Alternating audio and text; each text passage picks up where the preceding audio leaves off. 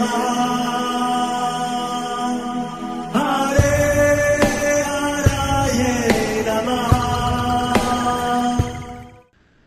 कृष्णा जी, आप सबका बहुत बहुत स्वागत है। मंगलाचरण आरंभ करते हैं।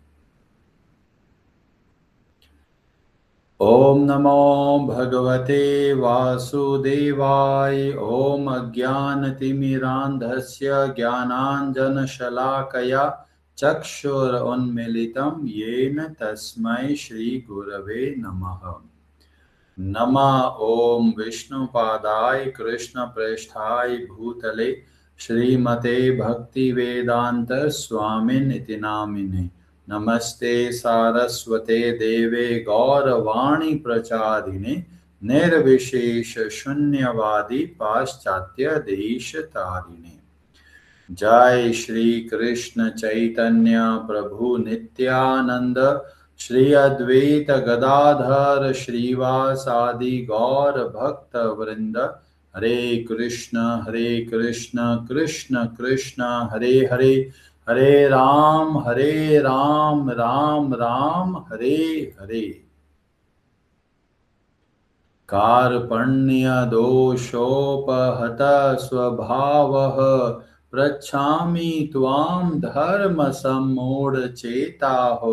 यच्छ्रेयः स्यान्निश्चितं ब्रूहि तन्मे शिष्यस्ते अहं शाधि मां त्वां प्रपन्नम्।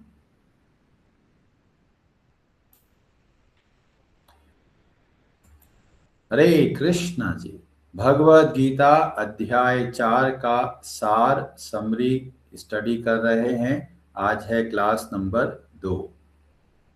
तो हमने अध्ययन किया शुरू के श्लोकों में, जहां पर पता चलता है परंपरा का कितना भारी महत्व है। इसमें एक और बहुत बड़ा संदेह नष्ट हो जाता है। हम लोग देखते हैं कि सत्संग के अंदर ज्यादातर लेडीज आती है, जेंट्स बहुत कम आते हैं। और लेडीज के अंदर भी ज्यादातर जो वृद्ध हो गए हैं वे ही ऐसी कथाओं में आते हैं। ये बहुत बड़ा एक भ्रम हमारे समाज में फैलाया गया है। वास्तव में जब हम देखते हैं कि भगवत गीता का ज्ञान किस किसने धारण किया, तो हमको पता चलता है जितने भी सोसाइटी के लीडर्स हैं उन्होंने सबसे पहले इस भगवत गीता के ज्ञान को अपनाया। और भगवान श्री कृष्ण ने स्वयं चयन किया।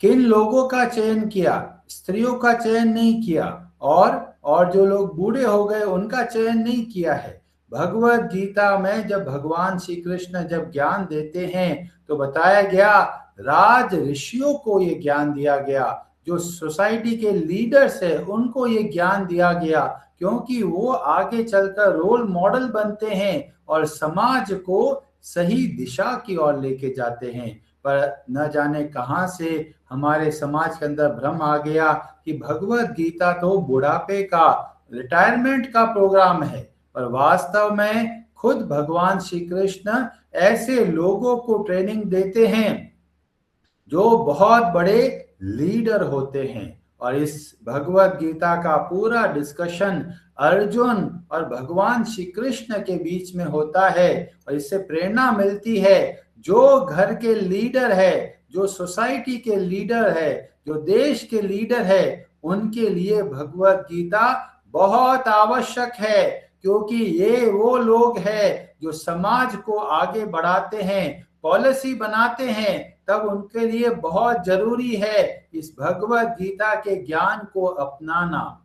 वैसे तो भगवत गीता का ज्ञान हर एक व्यक्ति के लिए है, चाहे वो बूढ़ा हो गया हो, चाहे वो बच्चा हो, सबके लिए समान रूप से लाभदायक है। पर विशेषतया जो लीडर है उनको सबसे पहले सीखना है। पर हम लोग क्या देखते हैं, हस्बैंड तो कहता है ये डिस्टर्ब मत करो, मैं तो जा रहा हूं व्यापार करने, मैं जा रहा हूं जॉब करने, मेरी वाइफ खाली है, ये भगवत गीता पढ़ेगी।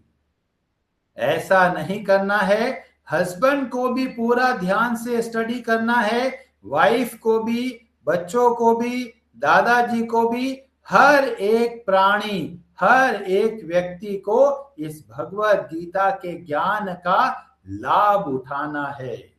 और इसीलिए आवश्यक है क्योंकि हर एक व्यक्ति को निर्णय लेना होता है, हर एक व्यक्ति को डिसीजन लेना होता है। और डिसीजन कब लेंगे, कैसे लेंगे, उसका आधार क्या है, तो ये भगवत गीता के माध्यम से हमको समझ में आता है। और इसलिए हम सबको प्रयास करना है, पूरा का पूरा परिवार भगवत गीता का अध्ययन करे। और जब हमने कहा, अर्जुन ने बहुत सुंदर प्रश्न किया कि आपका जन्म तो अभी हुआ है, सूर्य का जन्म तो बहुत प्राचीन है, तब मैं कैसे समझूं कि आपने ही यह ज्ञान सूर्य देव को दिया। और ये बहुत ही महत्वपूर्ण प्रश्न है। और इससे हमको पता चलता है प्रश्नों की क्वालिटी कैसी होनी चाहिए। जब लोग हमसे प्रश्न करते हैं तो हमको पता चलता है कि इनको कितना समझ में आया है। और इसीलिए जब प्रश्न करते हैं तब पता चलता है सामने व्यक्ति के मन में क्या चल रहा है और उनका स्तर कितना है। और ये बहुत बहुत आवश्यक है। इसीलिए प्रश्न करना है और प्रश्न को सुनना है। और भगवान श्री कृष्ण बहुत सुंदर तरीके से अर्जुन के प्रश्नों को सुनते हैं, विचार करके और उत्तर देना आरंभ करते हैं। और अगर अर्जुन ने ऐसा प्रश्न नहीं किया होता तो आज हमको पता ही नहीं चलता कि भगवान श्री कृष्ण कौन है और वे इस संसार में क्यों आते हैं, और सबसे महत्वपूर्ण है वो आके क्या करते हैं और किस तरीके से कार्य करते हैं। तो यहाँ से भगवान श्री कृष्ण बताना आरंभ करते हैं। बहुत सारे लोग सोचते हैं भगवान श्री कृष्ण, कई लोग सोचते तो राजा थे, कई लोग सोचते हैं ये तो छल करने वाले व्यक्ति थे, कई लोग बोलते ये तो पॉलिटिकल लीडर थे, कई लोग बोलते बहुत बड़े स्ट्रेटेजी करने वाले थे। लोग तरह तरह की बातें बोलते हैं, पर भगवान श्री कृष्ण अपना परिचय स्वयं देते हैं इन श्लोकों के माध्यम से और हमको बहुत प्रेरणा मिलती है। भगवान श्री कृष्ण बोलते हैं, श्री भगवान उवाच बहूनि में व्यतीतानि जन्मानि तव च अर्जुन। हे अर्जुन, तुम्हारे और मेरे बहुत सारे जन्म हो चुके हैं और इससे हमको प्रेरणा मिलती है।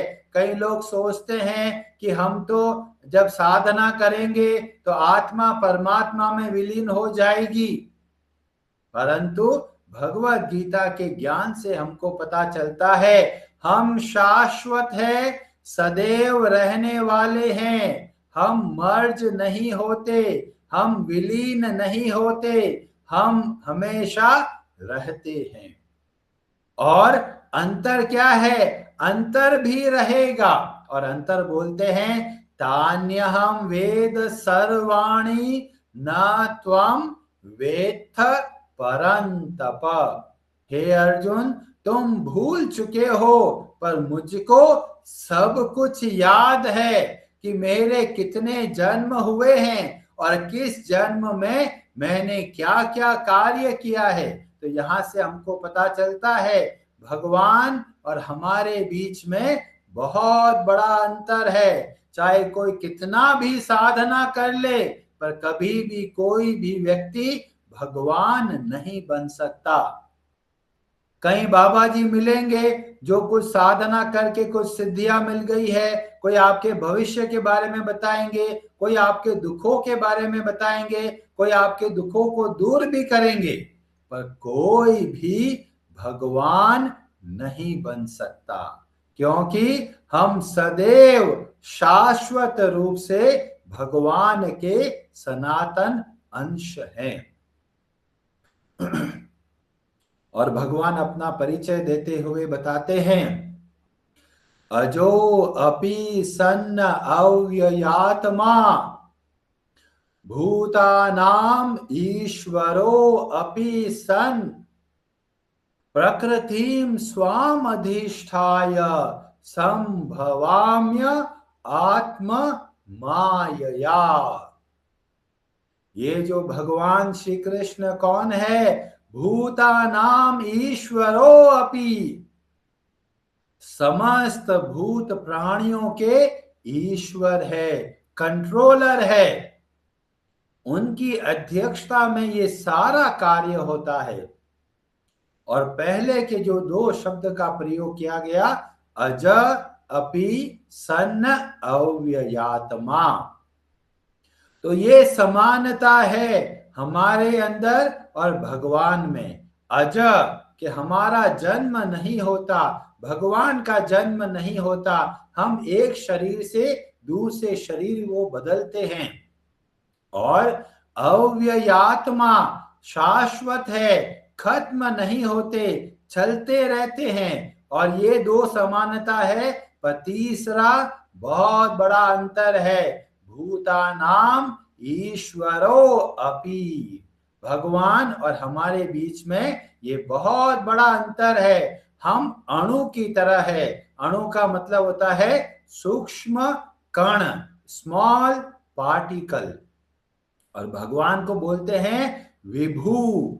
विभू और अणु, इन दोनों में क्वांटिटी का अंतर है, क्वालिटी वाइज समान है। इसीलिए जब भी उपनिषदों में वर्णन मिलता है आत्मा परमात्मा एक है, इसका मतलब आत्मा और परमात्मा के जो गुण है या फिर जो प्रकृति है या फिर जो उनका स्वभाव है वो एक समान है। और फिर भगवान बोलते हैं प्रकृतिम स्वाम अधिष्ठाय। जब भगवान यहां पर आते हैं तो कैसे आते हैं? स्वाम अधिष्ठाय। अधिष्ठाता का मतलब अपने आप को खुद भगवान यहां पर प्रकट करते हैं अपनी इच्छा के अनुसार। सामान्य मनुष्य इस संसार में आते हैं अपने खुद के सुख और दुखों की वजह से, खुद के कर्मों के फलों की वजह से। पर जब भगवान आते हैं तो आते हैं अपनी इच्छा की वजह से। और आके क्या करते हैं? तो बोला गया यदा यदा ही धर्मस्य ग्लानिर्भवति भारत अभ्युत्थानम अधर्मस्य तदात्मानं सृजाम्यहम्। मैं आता हूं जब जब धर्म की हानि होती है और अधर्म बढ़ता जाता है तो भगवान यहाँ पर आते हैं। और आके क्या करते हैं? परित्राणाय साधूनां विनाशाय च दुष्कृताम धर्म संस्थापनार्थाय संभवामि युगे युगे। तो कई लोग प्रश्न करेंगे, अरे धर्म की स्थापना करने के लिए क्यों आना पड़ता है बार बार? भगवान को लेना देना क्या है हमसे? भगवान तो कहीं बैठे होंगे। पर जब हम पता चलता है भगवत गीता के श्लोकों में भगवान बोलते हैं ये सब मेरे अपने हैं जो रास्ता भटक गए हैं और उनको रास्ता दिखाने के लिए भगवान सदैव व्याकुल रहते हैं और परिस्थिति ढूंढते हैं कैसे वो आए और लोगों को मार्ग बताए। जो संसार में फंस चुके हैं, भगवान को भूल कर और दुख पा रहे हैं, तो भगवान दया करके आते हैं और हमको जगाते हैं। और जब भगवान आते हैं तो कभी कभी स्वयं आते हैं, कभी कभी भक्तों को भेजते हैं और उनके हृदय में केवल एक ही भाव है, अपनापन। नहीं तो भगवान को इस संसार में आने की कोई आवश्यकता नहीं है। और इसीलिए भगवान बोलते हैं जन्म कर्म च में दिव्यम एवं यो वेति तत्वतः त्यक्त्वा देहम पुनर्जन्म न इति माम इति सो अर्जुन। भगवान का यहाँ पर आना और भगवान का यहाँ पर आके कार्य करना, ये दोनों के दोनों बहुत ही दिव्य है। अगर इसको ध्यान से हम समझे, तत्व से समझेंगे, तो हमको इस संसार के अंदर बंधन नहीं होगा, और यहां से जब जाएंगे तो वापस इस संसार में हमको आने की कोई आवश्यकता नहीं है। तो ये दिव्य बहुत स्पेशल है, जन्म भी दिव्य है और कर्म भी दिव्य है, और इन दोनों को तत्व से जानना है। और भगवान दया करके बोलते हैं कि चलो जन्म तो दिव्य नहीं बना, पर कर्म को अवश्य दिव्य बनाना है। और ऐसा नहीं है कि ये केवल कुछ खास लोगों के लिए है, बहुत सारे लोग इस तत्व को समझे हैं और अपने जीवन का उद्धार किया है। और इस बात को बताते हुए बोलते हैं, वीत राग भय क्रोधा मन मया माम उपाश्रिता बहवो। बहवो शब्द का प्रयोग करके भगवान बोलते हैं, बहुत लोग शुद्ध होकर, पूता शुद्ध होकर मद भावम आगता, मेरे भाव को प्राप्त होते हैं। जिस भाव से भगवान कार्य करते हैं उस भाव को हम समझ पाते हैं और हम भी उसी तरीके से कार्य करते हैं। और जब इस तरीके से कार्य करते हैं तो हमारे लक्षण दिखते हैं। कैसे लक्षण दिखते हैं? वीत राग भय क्रोधा, इनसे मुक्त होकर माम उपाश्रिता, भगवान का आश्रय लेकर हम संसार में कार्य करते हैं। और आगे चलकर भगवान सिद्धांत बताते हैं कि सभी लोग मेरी ओर नहीं आते। वैसे तो बहुत सारे लोग आते हैं, पर कुछ लोग नहीं आते। इसका क्या कारण है? क्या भगवान भेदभाव करते हैं? तो बोलते हैं नहीं, मैं कभी भी भेदभाव नहीं करता। ये यथा माम प्रपद्यन्ते तांस तथैव भजाम्यहम्, जो जितनी श्रद्धा से, जितना प्रेम से मेरा आश्रय लेता है, उतने उसके हिसाब से मैं उनको परिणाम देता हूं, मैं उनको अपने बारे में बताता हूं। तो ये इतना अद्भुत श्लोक है जो हमको समानता भी दिखाता है और अंतर भी दिखाता है। भगवान हम सबको सभी तरह के अवसर देते हैं, पर कुछ लोग अवसर लेते हैं और कुछ लोग अवसर को छोड़ देते हैं। अभी जो लोग छोड़ देते हैं वो ऐसा क्यों करते हैं? तो बोला गया, कांक्षन्तः कर्मणाम, लोग अपने मजे के लिए जीवन को जीना चाहते हैं, अपनी इच्छाओं को पूरा करना चाहते हैं, और इसीलिए वो भगवान के रास्ते की ओर नहीं बढ़ते। तो इसमें भगवान का दोष नहीं है। भगवान तो इतने अवसर देते हैं, भक्तों को हमारे जीवन में भेजते हैं। हम लोग व्हाट्सएप ओपन करते हैं, मैसेज आता है, भगवत गीता की क्लास है। अब हम लोग सोचते हैं ये एक अवसर है, हम उसको सुनना चाहें या फिर नहीं सुनना चाहे। पर अगर हम कामनाओं के अधीन हैं तो हम सोचेंगे अरे अभी तो बहुत समय है और कुछ कार्य कर लेते हैं। तो यहाँ पर बोला गया, जो लोग ऐसे भक्ति का अवसर को छोड़ देते हैं वो क्या करते हैं? कांक्षन्तः कर्मणाम सिद्धिम यजन्त इह देवता, अपनी इच्छाओं की पूर्ति के लिए जगह जगह पर भटकते हैं। ये ऐसे लोग हैं जो भगवान का आश्रय छोड़कर अपनी छोटी छोटी इच्छाओं के लिए जगह जगह पर भटकते हैं, और इसीलिए भक्ति के रास्ते पर नहीं आ पाते। और उनको लगता है कि जब मैं ऐसा कुछ कार्य करूंगा तो सिद्धिर भवति कर्मजा, बहुत जल्दी हमको बहुत आराम मिल जाएगा। कहीं लोग होते हैं, उनको बोलते हैं कि आप हरे कृष्णा महामंत्र का जाप कीजिए, तो बोलता है अरे मैं तो दूसरा मंत्र का जाप करता हूं, और जब मैं करता हूं तो मेरे को बहुत फायदा होता है, मेरा व्यापार अच्छा चलता है, जो हमारी समस्या चल रही थी वो दूर हो जाता है, तो इसीलिए मैं इस मंत्र का जाप करता हूं।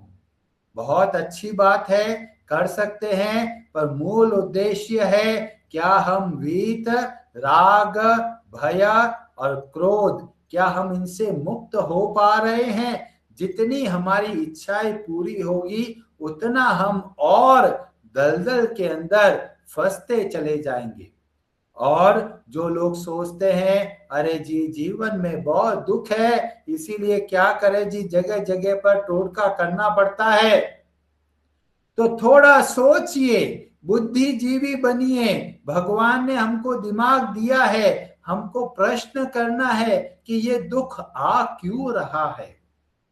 जैसे छोटा सा बच्चा खेल रहा है, इतने में देखता है एक डॉक्टर आ रहा है, और डॉक्टर को आते देखकर वो नीचे छिप जाता है, पलंग के नीचे छिप गया है, और उसको लगता है ये डॉक्टर आ गया है, अब कुछ ना कुछ कांड करेगा। माँ खींच के बच्चे को बाहर निकालती है, और डॉक्टर एक इंजेक्शन निकालता है। जैसे ही इंजेक्शन को देखता है, बच्चा थर थर थर कांपता है और सोचता है आज तो बहुत दुख मिलने वाला है। पर जब उसको पता चलता है ये जो इंजेक्शन है ये डॉक्टर अपने मनमाने तरीके से नहीं लगा रहा, ये वास्तव में बच्चे की भलाई के लिए लगा रहा है। इसीलिए जीवन के अंदर जब दुख आता है, घबराना नहीं है। भगवान बताते हैं सुख भी आएगा, दुख भी आएगा, घबरा घबरा कर, डर डर कर हमको जीवन नहीं जीना है। भगवत गीता के ज्ञान को समझना है, उसको धारण करना है, मजबूत बनना है, शक्तिशाली बनना है, और जीवन को आगे बढ़ाना है। हरे कृष्णा जी, आप सबका बहुत बहुत धन्यवाद। हरे हरे नमः।